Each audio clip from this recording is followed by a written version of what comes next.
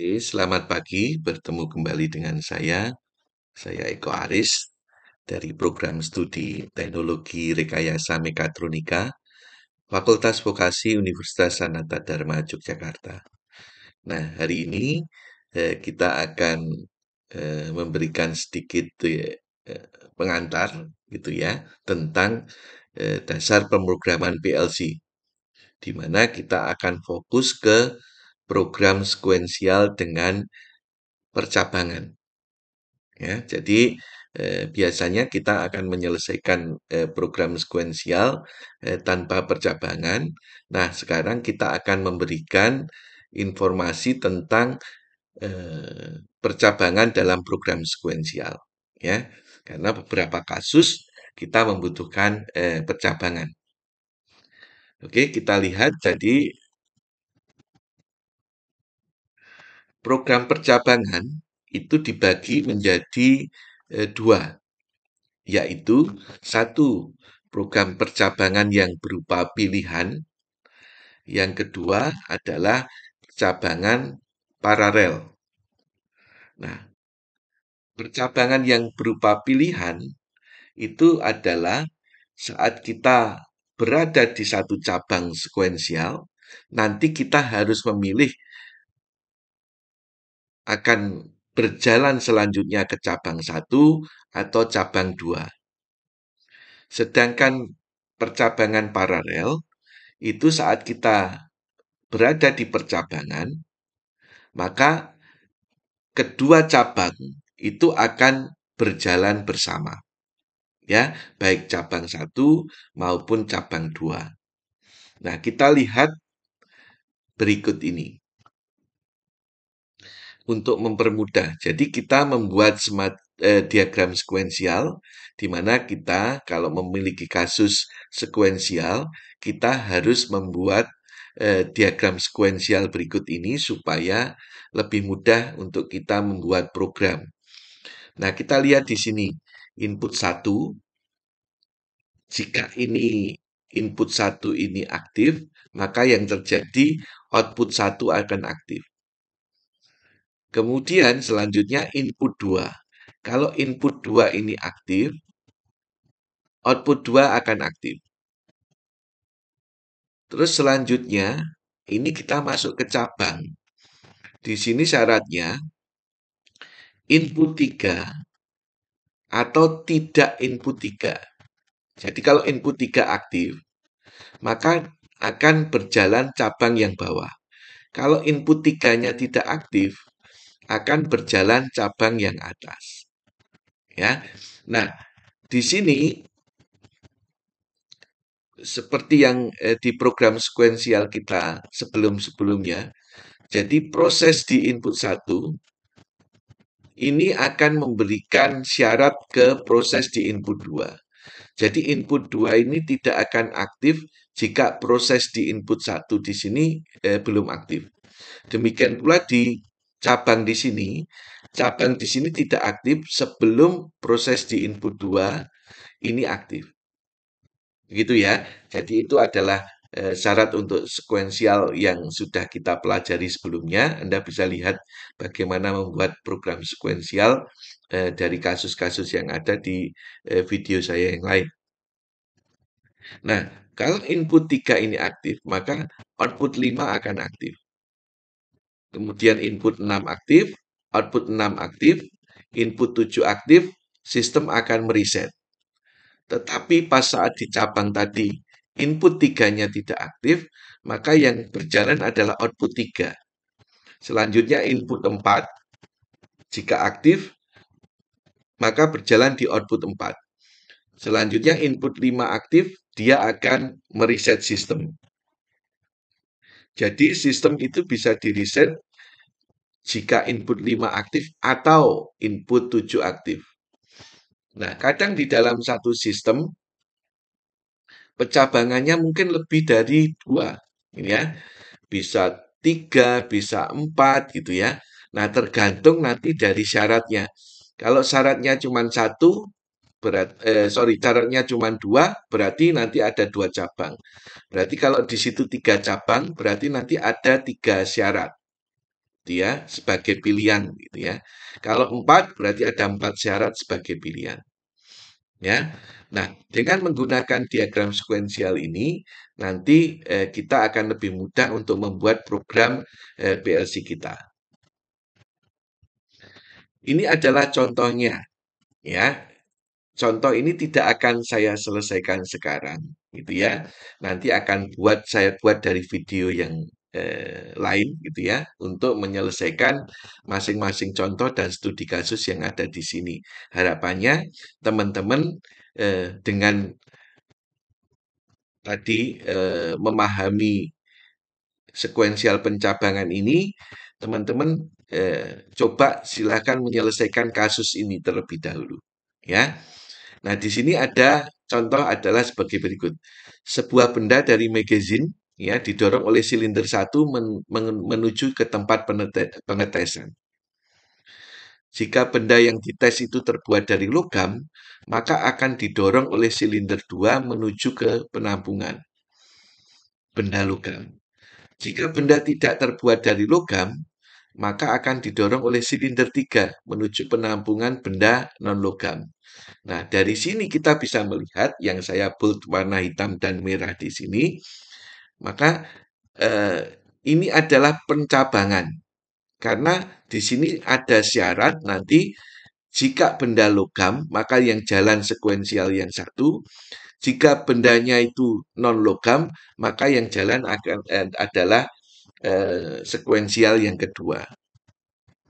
Nah, silinder yang digunakan adalah silinder kerja ganda yang diatur oleh single solenoid valve 5/2. Di sini tentunya teman-teman harus tahu ya bagaimana sistem elektronumetik. Anda bisa melihat dari video saya sebelumnya. Terus kemudian posisi minimal maksimal berturut-turut dimonitor oleh sensor proximity magnetic PNP. Ingat PNP di sini nanti akan mempengaruhi wiring kita. Jadi ada B2 sampai B7 nanti. Nah, jalan sistem diawali dengan menekan tombol start. Terus kemudian ada tombol stop. Nah, tombol stop kalau ditekan, sistem akan menyelesaikan sekuensialnya baru kemudian berakhir. Ini adalah contoh kasus yang pertama. Nah, silakan teman-teman identifikasikan input-outputnya, gambar rangkaian pneumatiknya, gambar rangkaian input-outputnya, gambar diagram sekuensial pencabangannya yang tadi, percabangannya yang tadi, terus kemudian membuat program PLC. Ya, begitu ya. Nah, besok untuk video selanjutnya saya akan menyelesaikan itu. Nanti teman-teman bisa melihat bagaimana dengan menggunakan eh, diagram sekuensial ini kita akan lebih mudah dalam menyelesaikan nanti. Yang berikutnya adalah pencabangan yang paralel, ya. Percabangan yang paralel di sini Anda lihat biasanya akan dibuat garis tebal 2. Kalau tadi kan dibuat garis tebal 1. Ini pilihan, kalau garis tebal 2, ini akan jalan bareng baik cabang 1 maupun cabang 2. Jadi setelah sekuensialnya ini jalan sampai ke data input 3 di sini, maka cabang yang bawah dan cabang yang atas akan jalan secara bersama-sama. Ya, kita bisa lihat dari kasus yang ada di sini. Nah, sebuah benda dari magazine didorong oleh silinder satu menuju ke tempat pemrosesan, sekaligus silinder tersebut berfungsi untuk mencekam benda. Jika benda sudah berada di tempat pemrosesan, akan dilubangi menggunakan silinder 2 dari atas dan juga silinder 3 dari samping. Nah, di sini silinder 1, 2, dan silinder 3 ini jalan berbarengan. Jika bendanya sudah ada di tempat pemrosesan, maka kita bisa memproses ini dengan pencabangan yang secara paralel, jadi akan berjalan bersama. Kemudian di sini silinder yang digunakan adalah silinder kerja ganda yang diatur oleh single solenoid valve 5/2. Posisi silinder ada sensornya ini B2 dan B7 PNP, ingat. Nah, jalan di sistem diawali dengan tombol start dan jika tombol stop ditekan maka sistem akan berhenti setelah menyelesaikan sekuensial terakhir. Maka nanti kita perlu identifikasi input outputnya, gambar rangkaian pneumatiknya, rangkaian input outputnya, diagram sekuensial yang bercabangan paralel, dan program PLC. Nanti bisa jadi di tempat pemrosesan di sini, nanti yang silinder 2 dan silinder 3 ini jalannya tidak bareng gitu ya, karena mungkin prosesnya pelubangan lebih lama silinder 2 atau lebih lama silinder 2, 3 sehingga di akhir itu nanti eh, tidak bareng pada saat silinder ini sudah selesai, misalnya silinder 2 lebih lama, maka silinder 3 ini akan duluan menuju minimal dan silinder 2 setelah menuju minimal karena prosesnya lebih lambat. Nah, dua syarat itu yang nanti kita gunakan eh, untuk apa namanya sebagai syarat riset. Nah, ini mungkin akan lebih baik kalau yang di sini kita juga double gitu ya. Ya, ini menunjukkan bahwa ini syaratnya adalah paralel juga dengan apa namanya dengan inputnya tadi inputnya paralel, nah syaratnya di sini juga paralel. Oke, silakan teman-teman nanti mencoba menyelesaikannya. Nah, di sini ada kasus, gitu ya. Yang ini adalah sistemnya menggunakan sistem drilling dan countersink di sini. Nah, Anda lihat di sini, ini adalah kasusnya di mana konveyor ini akan maju mundur, akan maju dengan menggunakan silinder 3, kemudian untuk drilling menggunakan silinder 1, untuk countersink menggunakan silinder 2. Nah, di sini benda kerja di bawah yang siap di drill itu dideteksi oleh sensor B1, yang di sini oleh sensor B2 untuk countersinknya. Terus posisi minimal dan maksimal silinder masing-masing Anda bisa lihat untuk silinder 1 B3 dan B6, silinder 2 adalah B4 dan B7, silinder 3 adalah B5 dan B8. Anda silakan nanti mengidentifikasi rangkaian input output, rangkaian pneumatik, rangkaian elektrik untuk input output dan nanti Anda perlu diagram sekuensialnya ya. Ini kurang. Ini kita perlu Anda di sini diagram sekuensialnya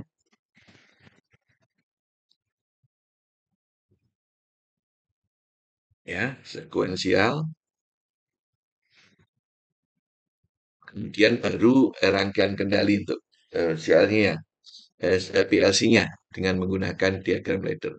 Nah, ini Anda lihat di sini ini adalah cara kerja dari sistemnya untuk mempermudah teman-teman dalam memahami cara kerjanya. Ya, komponen akan ditransportasikan melalui belt untuk dilakukan proses drill dan countersink. Drilling dan countersink unit akan turun 2 detik kemudian jika komponen yang ada dikerjakan berada di bawahnya.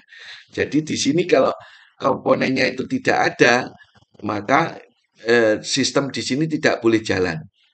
Ya, misalnya ini kita ambil sehingga pada saat ini didorong maju, di sini tidak ada, tetapi yang di countersink ada, gitu ya. Karena yang benda yang ada di sini tadi sudah maju ke sini, maka prosesnya yang jalan hanya yang countersink.